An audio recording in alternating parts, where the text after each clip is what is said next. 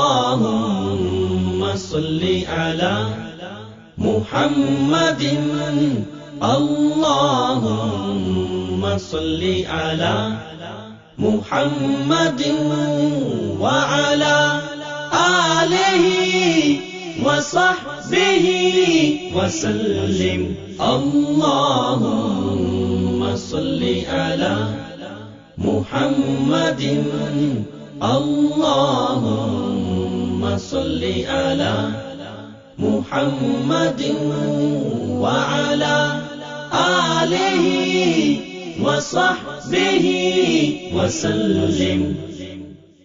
ہم ناظرین کو مدینہ منورہ سے خوش آمدید کہتے ہیں۔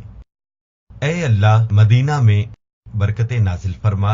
اہل مدینہ کے لیے یہ نبی اکرم صلی اللہ علیہ وسلم کی دعا ہے کہ اللہ اس کے رہنے والوں، ان کی آمدن اور روزی میں برکت فرمائے۔ معزز ناظرین، ہم مدینہ تاریخ کے آئینے میں ڈاکومنٹری کی دوسری قسط میں آپ کو مدینہ منورہ سے خوش آمدید کہتے ہیں۔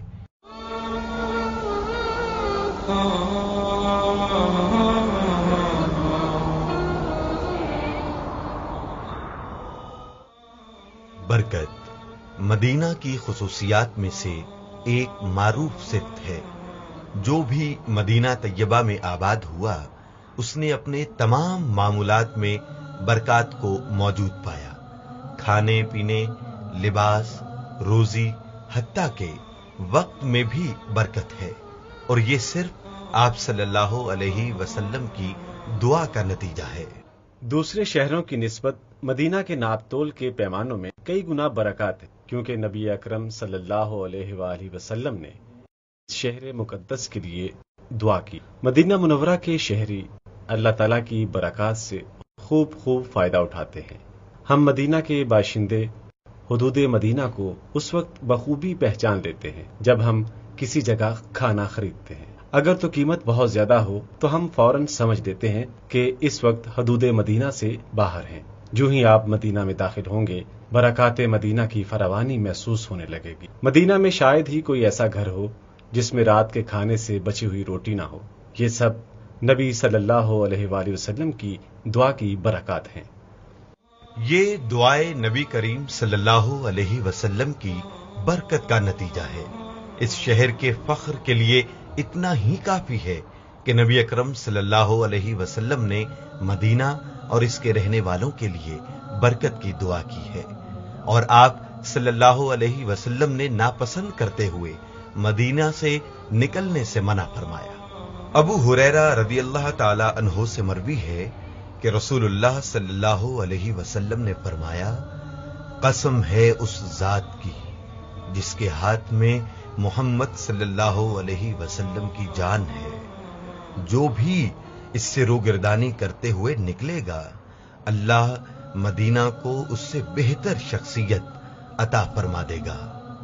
ایک حدیث میں سیدنا جابر رضی اللہ تعالی عنہ روایت کرتے ہیں کہ رسول اللہ صلی اللہ علیہ وسلم نے فرمایا، مدینہ پر ایسا دور بھی آئے گا کہ لوگ خوشحالی کی تلاش میں مدینہ سے نکل کر دنیا بھر میں پھیل جائیں گے۔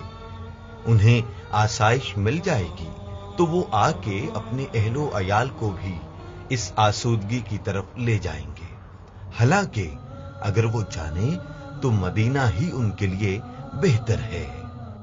نبی اکرم صلی اللہ علیہ وآلہ وسلم نے مدینہ کو فتنے سے محفوظ قرار دیا ہے، یہاں رہنے کی رغبت دلائی ہے۔ آپ صلی اللہ علیہ وآلہ وسلم نے فرمایا، عنقریب شام، یمن اور عراق فتح ہو جائیں گے، لیکن مدینہ پھر بھی بہتر ہے اگر وہ جان لیں۔ آس پاس کی تمام بستیاں اس میں شامل ہو جائیں گی۔ مدینہ کے ہر طرف سے ٹیکس اور زکوٰۃ کا مال یہاں جمع ہوگا۔ نبی اکرم صلی اللہ علیہ وسلم نے اہل مدینہ اور ان کے مد اور سع کے لیے برکت کی دعا فرمائی، اور یہ مجرب چیز ہے۔ شہر مدینہ کا یہ بھی امتیاز ہے کہ طاعون اور دیگر وبائی امراض اس میں داخل نہیں ہو سکتے۔ مشہور حدیث ہے کہ جب صحابہ کرام رضی اللہ عنہم ہجرت کر کے مدینہ آئے تو ان کو سخت بخار نے آ لیا، جو تاریخ میں یثرب کے بخار کے نام سے مشہور تھا۔ نبی اکرم صلی اللہ علیہ وسلم نے فرمایا، اے اللہ ہمیں مدینہ مکہ ہی جتنا محبوب بنا دے، بلکہ اس سے بھی زیادہ۔ اے اللہ ہمارے وزن کے پیمانوں سا اور مد میں برکت فرما، مدینہ کی فضا کو صحت افزا بنا دے اور اس بخار کو مقام جحفہ کی طرف نکال دے۔ یہ خصوصیت صرف نبی اکرم صلی اللہ علیہ وسلم کے زمانے کے ساتھ خاص نہیں تھی، بلکہ تا قیامت رہے گی۔ اللہ تعالیٰ نے مدینہ کو اہل اسلام کے لیے ابتدا ہی سے فتنے سے محفوظ کر دیا تھا، اور جب سیدنا محمد صلی اللہ علیہ وآلہ وسلم تشریف لائے تو آپ صلی اللہ علیہ وآلہ وسلم نے دعا فرمائی، اے اللہ مدینہ کے بخار کو جوفا کی طرف بھیج دے۔ آپ صلی اللہ علیہ وآلہ وسلم نے فرمایا، پھر میں نے بکھرے بالوں والی ایک عورت کو مدینہ سے نکلتے دیکھا۔ اہل مدینہ کے لیے نبی صلی اللہ علیہ وآلہ وسلم نے فرمایا، مدینہ کے دروازوں پر فرشتے نگہبان ہیں تاکہ اس میں دجال اور طاعون نہ آ سکے۔ طاعون سے مراد ایسی وبا ہے جو تیر کی طرح لگے اور ہلاک کرتے۔ میں قسم کھا کر بڑے پختہ عزم سے کہہ سکتا ہوں کہ وبائی امراض مدینہ آئی ہیں نہ آئیں گی۔ ہاں یہ ممکن ہے کہ 1، 2 یا 4 آدمیوں کو کوئی بیماری لگ گئی ہو، لیکن آج تک کسی بیماری نے وبائی شکل اختیار نہیں کی۔ مدینہ اور مکہ وبائی امراض سے محفوظ ہیں۔ مدینہ کی فضا صحت مند ہے، اس لیے کہ نبی صلی اللہ علیہ وآلہ وسلم نے دعا فرمائی، اے اللہ مدینہ کو ہمارے لیے ایسے محبوب بنا دے جیسے مکہ محبوب تھا یا اس سے بھی زیادہ، اس کے بخار کو جوفا کی طرف لے جا۔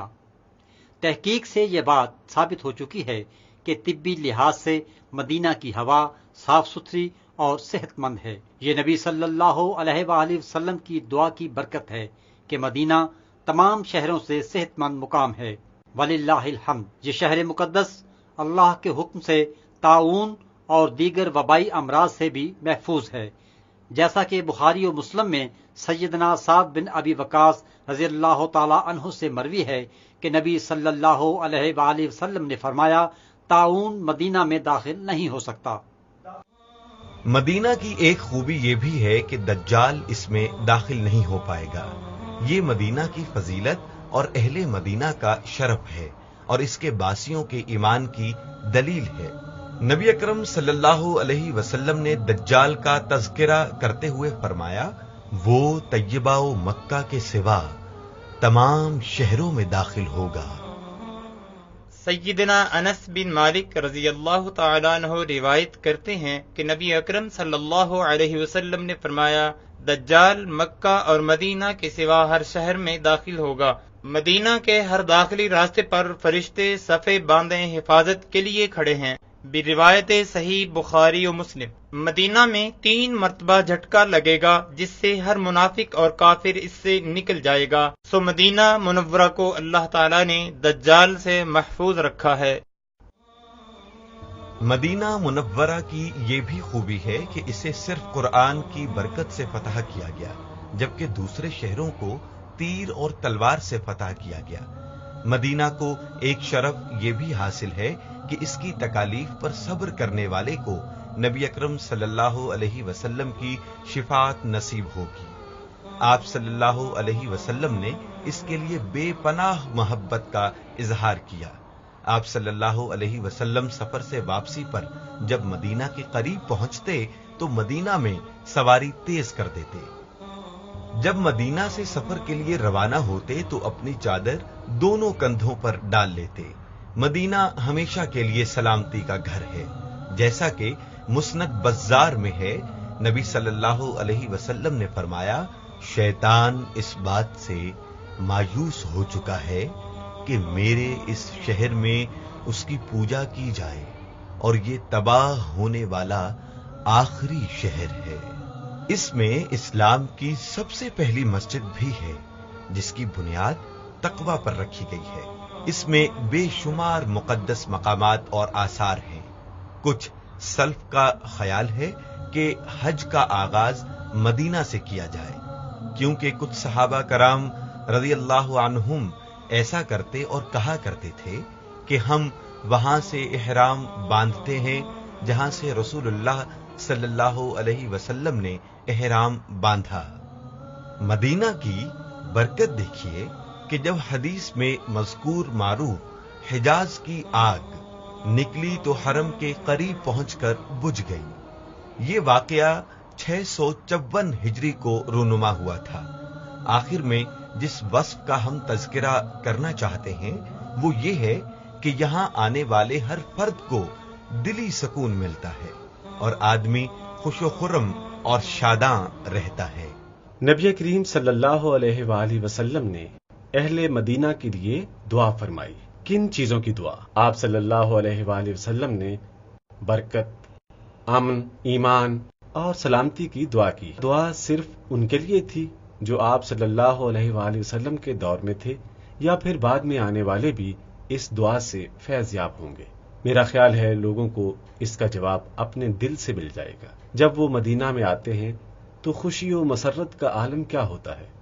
یہ صرف اور صرف سیدنا محمد صلی اللہ علیہ وآلہ وسلم کی دعاؤں کی برکات کی وجہ سے ہے۔ اہل علم نے مدینہ کے جو فضائل بتائے ہیں میں ان کا تذکرہ کرنا چاہوں گا۔ مدینہ کے ناموں میں سے ایک نام طابہ ہے، یعنی خوشگوار زندگی۔ جب کوئی یہاں سکونت اختیار کرتا ہے تو خوشگوار زندگی بسر کرتا ہے۔ دل کی بیماریوں کا علاج یہ ہے کہ مدینہ منورہ کی زیارت کی جائے۔ جب کوئی مدینہ کی زیارت کے لیے آتا ہے تو اسے سینے میں جو بھی تکلیف ہو وہ فوراً ختم ہو جاتی ہے۔ نحن المدينة دارنا تالله نعم الدار أبناؤها نحن زهت صرحا بالأخيار نحن المدينة دارنا تالله نعم الدار نحن المدينة دارنا تالله نعم الدار۔ رسول اللہ صلی اللہ علیہ وسلم کی ہجرت سے قبل مدینہ کا نام یثرب تھا۔ آپ صلی اللہ علیہ وسلم نے اس کا نام مدینہ رکھا اور یہ پہلا اسلامی شہر قرار پایا۔ مدینہ کب سے آباد ہے اس میں مورخین کا اختلاف ہے، لیکن اس بات پر سب متفق ہیں کہ جب سے مدینہ آباد ہوا ہے اس وقت سے ہی تہذیب و تمدن کا گہوارہ ہے۔ تاریخ بتاتی ہے کہ شام کی طرف جانے والے قافلے یہاں ضرور پڑاؤ کرتے، پھر یمن واپس جاتے ہوئے بھی ادھر رک کر ہی آگے بڑھتے۔ چنانچہ مدینہ آنے جانے والوں کے لیے اہم ترین مقام رکھتا تھا۔ ایک حدیث میں ہے جسے امام شافعی رحم اللہ علیہ نے کتاب الام میں ذکر کیا ہے۔ آپ صلی اللہ علیہ وسلم نے فرمایا، مجھے ایسی زمین پر آباد کیا گیا جہاں بارشیں کم ہوتی ہیں، اور یہ سرزمین آسمان کی دو آنکھوں یمن اور شام کے درمیان واقع ہے۔ مدینہ دنیا میں سب سے پہلے آباد ہونے والے شہروں میں سے ایک۔ سیدنا نوح علیہ السلام کی دوسری یا تیسری نسل نے اسے آباد کیا تھا، اور یثرب نوح علیہ السلام کی اولاد میں سے ہی ایک شخص کا نام تھا۔ کچھ روایات میں ہے کہ یہود سے قبل یہاں قوم عمالیق آباد ہوئی۔ سب سے پہلے انہوں نے ہی مدینہ کے قدرتی ذخائر سے فائدہ اٹھایا۔ انہی چیزوں کی کشش ان کے مستقل یہاں آ بسنے کا باعث بن گئی۔ مدینہ میں عمالی کے بعد یہود آباد۔ بعض روایات کے مطابق رومان بھی یہاں آباد رہے۔ بعض آثار و شواہد سے پتہ چلتا ہے کہ وہ یہاں لمبا عرصہ قیام پذیر رہے۔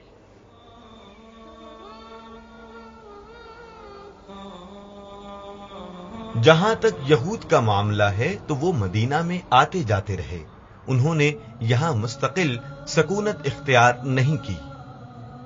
بعض روایات کے مطابق جب بخت نصر نے یہودیوں کو بیت المقدس سے نکالا تو وہ جان بچاتے مدینہ آ کر آباد ہو گئے، اس لیے کہ آباد کاری کے لیے بہترین ہونے کے ساتھ ساتھ یہ جگہ ان کی مقدس کتابوں میں موجود پیشین گوئیوں کے مطابق آخری نبی محمد صلی اللہ علیہ وآلہ وسلم کی ہجرت گاہ بھی تھی۔ بیت المقدس سے آتے ہوئے کچھ یہودی قبائل تیمہ مقام پر ٹھہر گئے، کچھ خیبر میں اور باقی مدینہ میں قیام پذیر ہوئے۔ یہ تمام قبائل نبی اکرم صلی اللہ علیہ وآلہ وسلم کی آمد کے انتظار میں تھے۔ حدیث میں آپ صلی اللہ علیہ وآلہ وسلم کی ہجرت گاہ کے جو اوصاف آئے ہیں وہ ان 3 جگہوں میں موجود ہیں۔ حرتین کا علاقہ تیمہ سے لے کر طائف تک پھیلا ہوا ہے۔ یہود جب مدینے میں آباد ہوئے تو کاشتکار ہونے کی وجہ سے انہوں نے زراعت اور قلعے بنانے کو ترجیح دی، جس سے ان کی قوت میں اضافہ ہوا۔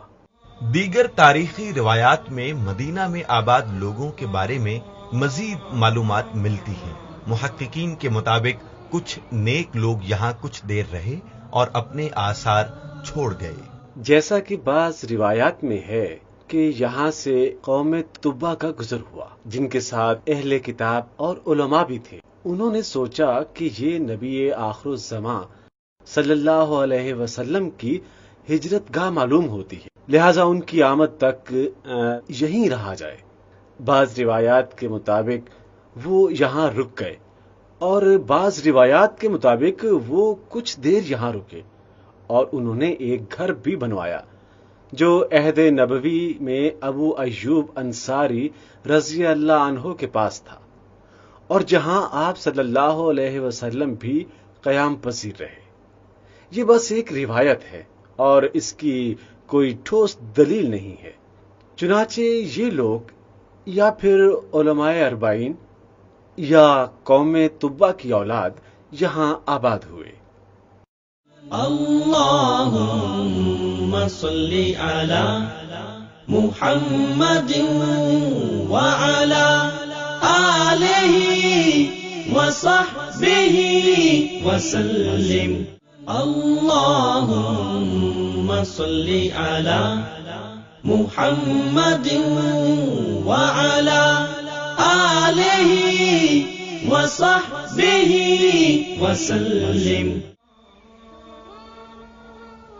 نبی اکرم صلی اللہ علیہ وسلم کی آمد کے وقت مشہور قبائل اوس اور خزرج بھی مدینہ میں موجود تھے، جو بلاد یمن سے معارب بند کی تباہی کے وقت یہاں ہجرت کر کے آئے تھے۔ اس حادثے کے باعث یمن کے اکثر قبائل اپنے علاقوں سے ہجرت کر کے جزیرہ عرب کے مختلف مقامات پر آباد ہو گئے۔ معارب بند کی تباہی کے بعد اہل یمن نے ہجرت کی۔ ان میں سے اوس اور خزرج مدینہ میں آ کر آباد ہو اور اہل مدینہ کی زمینوں پر کاشتکاری و دیگر کام کاج کرنے لگے۔ آہستہ آہستہ کام میں توسیع ہوتی گئی اور ان کی قوت میں بھی اضافہ ہوتا گیا۔ پھر اوس، خزرج اور یہود کے مابین باہمی جھگڑوں نے جنم لیا، جن کی بنا پر جنگیں شروع ہو گئیں، مثلا حرب آس اور حرب سمیر جیسا کہ تاریخ میں کچھ جنگوں کے نام موجود ہیں۔ ان قبائل کے درمیان یہ جھگڑے اور جنگیں عروج پر تھیں کہ اسی اثناء میں نبی اکرم صلی اللہ علیہ وسلم مبعوث ہوئے۔ اوس اور خزرج نے مکہ میں نبی محترم صلی اللہ علیہ وسلم سے ملاقات کی تاکہ آپ صلی اللہ علیہ وسلم ان کا کوئی سردار مقرر کرتے۔ وہ عبداللہ بن ابی ابن سلول کو بادشاہت دینا چاہتے، لیکن اللہ تعالیٰ نے مدینہ اور اہل مدینہ کے لیے کچھ اور ہی فیصلہ کر رکھا تھا۔ چنانچہ نبی صلی اللہ علیہ وسلم کی مدینہ ہجرت خیر و برکت اور قیامت تک امن کا باعث بنی۔ جاء البشير فأقبلوا طربا وما رأت المدينة مثله من مشهد ما أسعد الأنصار حين أطل من هذه الربوع سيدي. مدینہ منورہ جزیرہ عرب کے علاقے حجاز میں واقع ہے. اس کو حجاز اس لیے کہتے ہیں کہ اس میں تہامہ سے بحر احمر تک کا مکمل علاقہ آتا ہے. مکہ اور جدہ کے بعد مدینہ اس علاقے کا بڑا شہر ہے جو بحر احمر سے 150 کلومیٹر پر واقع ہے. مدینہ کے محل وقوع کے اعتبار سے جو قابل ذکر چیزیں ہیں ان میں سے ایک مکہ اور مدینہ کا زمین کے طول بلد کے ایک ہی درجے پر واقع ہونا ہے. مدینہ 39 درجہ 36 دقیقہ پر، جبکہ مکہ 39 درجہ 45 دقیقہ طول بلد پر واقع ہے.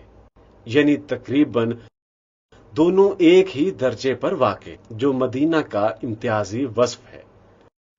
حقیقت یہ ہے کہ یہ نبی صلی اللہ علیہ وآلہ وسلم کا ایک معجزہ ہے. اس کے متعلق میں نے بہت تحقیق کی، اگرچہ میرے بعض دوستوں نے اس سے اختلاف بھی کیا، کیونکہ جب نبی اکرم صلی اللہ علیہ وسلم نے مسجد نبوی کی بنیاد رکھی تو اس کی سمت عین کعبہ کی طرف تھی، حالانکہ اس وقت قبلہ بیت المقدس تھا. سیرت النبی اور کتب تاریخ میں کوئی ایسی دلیل نہیں جس سے معلوم ہو کہ نبی صلی اللہ علیہ وسلم یا صحابہ کرام رضی اللہ عنہم نے قبلہ کی تبدیلی کے بعد سمت درست کرنے کے لیے دیواروں بنیادوں کو توڑ کر یا گرا کر کوئی تبدیلی کی. فقط اتنا کیا کہ شمال سے جنوب کی طرف رخ کر لیا اور بس. مدینہ کی زمین کو ہم 3 حصوں میں تقسیم کر سکتے ہیں، اگرچہ کچھ لوگوں نے اس سے زیادہ حصوں میں بھی تقسیم کی ہے، لیکن یہ تقسیم بھی بنیادی طور پر انہی 3 حصوں پر مشتمل ہے: پہاڑی حصہ، الحرات، وادیاں. اگر ہم مدینہ منورہ پر غور کریں تو جغرافیائی اعتبار سے ایک ہی خطہ ہے. اس کے پہاڑ، وادیاں، مساجد، گھر اور لائبریریاں، یہ سارا ایک ہی خطہ ہے. جغرافیائی اور آبادکاری کے لحاظ سے بھی سب کچھ یکساں ہے. یہ مسجد مارکا کی جگہ یا پہاڑوں کی نہیں، بلکہ پورے مدینہ منورہ کی بات ہے. مدینہ منورہ میں سکونت اختیار کرنے والوں اور زائرین کو چاہیے کہ وہ مدینہ کے حرات اور اس میں رہنے والے قبائل کے بارے میں جانیں. مدینہ منورہ کا یہ بھی ایک اہم پہلو ہے کہ اس کو 3 اطراف سے پہاڑوں نے فصیل کی طرح گھیرا ہوا ہے. یہ پہاڑ حجم اور فاصلے کے اعتبار سے مختلف ہیں اور فضائل کے لحاظ سے بھی مختلف ہیں. جب ہم مدینہ کے پہاڑوں کا تذکرہ کرتے ہیں تو سب سے پہلے ہمارے ذہن میں احد پہاڑ کا نام آتا ہے. جبل احد مدینہ منورہ کے شمالی جانب واقع ہے اور اس کی شمالی طرف ایئرپورٹ روڈ تک جا پہنچتی ہے، جبکہ جنوبی طرف موجودہ عیون کے سامنے ہے. جبل احد مدینہ منورہ کے معروف آثار میں سے ایک ہے، اور مدینہ منورہ میں جس طرف سے بھی داخل ہوں جبل احد آپ کو سامنے نظر آئے گا. اس کے متعلق نبی اکرم صلی اللہ علیہ وآلہ وسلم سے بہت زیادہ احادیث وارد ہیں، بلکہ جبل احد کی کئی مثالیں آپ صلی اللہ علیہ وسلم نے دیں. جبل احد کو احد اس لیے کہتے ہیں کہ یہ دوسرے پہاڑوں سے الگ ہے، جیسا کہ امام طبرانی نے اپنی کتاب الکبیر اور الاوسط میں حدیث نقل کی ہے کہ نبی صلی اللہ علیہ وسلم نے فرمایا، جبل احد ایسا پہاڑ ہے جس سے ہم محبت کرتے ہیں اور یہ ہم سے محبت کرتا ہے. ایک روایت میں ہے کہ یہ پہاڑ دوسرے پہاڑوں سے ممتاز ہے. یہ پہاڑ ہم سے محبت کرتا ہے اور ہم اس سے محبت کرتے ہیں. یہ جنت کے پہاڑوں میں سے ہے. حدیث کے الفاظ جو بھی ہوں، پتہ یہ چلتا ہے کہ یہ پہاڑ مبارک ہے. کیونکہ آپ صلی اللہ علیہ وسلم خود اس کو سلام کرتے۔ ایک موقع پر آپ صلی اللہ علیہ وسلم نے احد کو ہلنے سے منع کیا۔ جب اس کی طرف سے ہوا آتی تو سونگ کر فرماتے، یہ طیبہ کی ہوائیں ہیں۔ یہ پہاڑ بڑے حجم اور لمبائی والا ہے۔ یہ چھوٹے چھوٹے کئی دوسرے پہاڑوں سے ملتا ہے جو کہ قدرتی طور پر اسی سے بنے ہیں۔ ان میں سب سے اہم جبل رمات ہے۔ اس کو جبل عینین بھی کہا جاتا ہے، جو احد کے جنوبی طرف مقبرہ سید الشہداء کے سامنے واقع ہے۔ انہی دو عظیم پہاڑوں کے درمیان معرکہ احد پیش آیا تھا۔ جبل احد سے جبل سور بھی ملا ہوا ہے اور یہ شمالی طرف کی حدود حرم ہے۔ جبل احد جنتی پہاڑ ہے۔ آپ صلی اللہ علیہ وسلم نے فرمایا تھا، ہم جبل احد سے محبت کرتے ہیں اور وہ ہم سے محبت کرتا ہے۔ نبی اکرم صلی اللہ علیہ وسلم کی سیرت میں اس پہاڑ کا کثرت سے تذکرہ آیا ہے۔ مدینہ کا ایک پہاڑ جبل عیر ہے اور یہ جنوبی طرف کی حدود حرم ہے جو کہ سیح تک پھیلا ہوا ہے۔ ایک جبل سلع ہے، یہ مدینہ منورہ کے شمال مغرب میں واقع ہے۔ یہ بہت بڑا پہاڑ ہے، اس کے پتھر ہلکے سیاہ ہیں۔ بلاد عرب میں اس نام کے اور پہاڑ بھی موجود ہیں۔ ان میں ایک جبال بطرا اردن میں ہے جس کا تاریخی نام جبل سلع ہے۔ جبل سلع کے قریب جبل سلیع ہے جو کہ اس کی جنوبی طرف میں ہے۔ مدینہ میں چھوٹے چھوٹے اور بھی پہاڑ ہیں جنہیں پہاڑیاں کہا جا سکتا ہے کیونکہ وہ حجم میں بہت چھوٹے ہیں۔ اسی طرح ایک پہاڑ جبل الرایا ہے۔ جبل ثنیۃ الوداع یہ مدینہ کے شمال میں واقع ہے۔ اس طرح الجموات الثلاث یہ ایک دوسرے کے قریب واقع 3 پہاڑیاں ہیں، اور ایک پہاڑ جبل رایا پہاڑوں کی دوسری قسم جسے حرات کہا جاتا ہے، یہ بھی مدینہ کا امتیازی وصف ہے۔ یہ حرات سیاہ رنگ کے ہیں، اگرچہ سیاہی میں ایک دوسرے سے مختلف ہیں، سخت نوکیلے ہیں اور کرۂ ارض پر آتش فشاں کی باقیات ہیں۔ یہ حرات آتش فشاں کی باقیات ہیں۔ یہ مدینہ کے 3 اطراف پر واقع ہے۔ حرہ شرقیہ بنیادی حرہ ہے جو خیبر سے طائف تک پھیلی ہوئی ہے۔ ان حرات میں سے ایک حرہ واقم ہے۔ اس کا نام بنی عبد الاشہل کے ایک آدمی کی مناسبت سے رکھا گیا تھا۔ شاعر کا قول ہے، حرہ واقم میں ہم نے گارے اور پتھروں سے عمارت بنائی ہے۔ یہ بھی کہا جاتا ہے کہ عمالیق میں سے ایک آدمی یہاں مقیم تھا جس کی طرف کی نسبت ہے۔ اسے حرہ بنی قریظہ بھی کہا جاتا ہے کیونکہ اسی جانب بنو قریظہ آباد تھے۔ یہ حرہ شرقیہ کے نام سے بھی مشہور ہے جو مشرقی حدود حرم ہے۔ یہی حرہ سب سے زیادہ آباد ہے، جبکہ دوسرا حرہ حرۃ الوبرہ ہے اور یہ مغربی حدود حرم ہے۔ یہ مسجد قباء سے شروع ہو کر مغرب کے طول تک پھیلی ہوئی ہے۔ اسی طرف مسجد قبلتین واقع ہے، یہاں بھی سخت نوکیلے پتھر ہیں۔ اسی میں جموات الثلاث ہیں۔ ان حرات میں سے آخری حرہ حرہ شوران ہے۔ یہ حرہ جنوبیہ کا حصہ ہے۔ اس کی تاریخی حیثیت اور حدیث میں تذکرہ آنے سے اس کی شہرت باقی تمام حرات سے زیادہ ہے۔ پانی وافر ہونے سے یہ سرسبز و شاداب ہے۔ اب یہاں باغات اور پارکس بھی بن گئے ہیں۔ ان تینوں حرات نے مدینہ منورہ کو چاند کے ہالے کی طرح گھیر رکھا ہے۔ بہت ہی تھوڑا حصہ اس سے الگ ہے جو کہ تقریباً 5000 ہاتھ ہے، جیسا کہ کتب سیرت میں غزوہ خندق کے ضمن میں مذکور ہے۔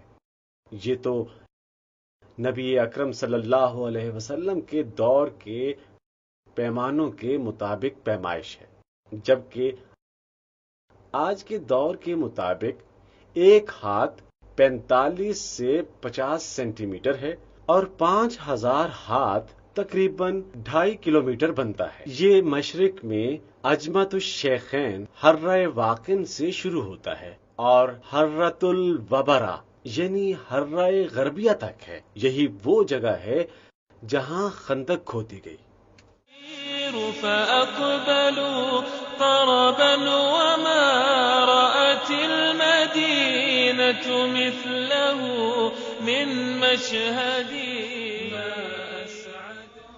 جب جگہ کے مقدس ہونے کے ساتھ ساتھ اس کی انفرادیت کا بھی اضافہ ہو جائے تو واقعی اس کی اہمیت دو چند ہو جاتی ہے، اور ایسا بہت کم ہوتا ہے، لیکن مدینہ منورہ کو یہ اعزاز حاصل ہے۔ ہمارے پروگرام مدینہ تاریخ کے آئینے میں کی اس قسط کا اختتام ہم مدینہ منورہ کے حرات کے تذکرہ پر کرتے ہیں، اس شرط پر کہ ہم آپ سے دوبارہ اسی پروگرام کی نئی قسط میں نبی صلی اللہ علیہ وسلم کی آخری آرامگاہ مدینہ منورہ کے ساتھ ملیں گے۔ میری اور پوری ٹیم کی طرف سے آپ کو سلام، والسلام علیکم ورحمۃ اللہ وبرکاتہ۔ محمد اللهم صل على محمد وعلى آله وصحبه وسلم اللهم صل على محمد اللهم صل على محمد وعلى آله وصحبه وسلم اللهم صل على محمد اللهم صل على محمد وعلى آله وصحبه وسلم اللهم صل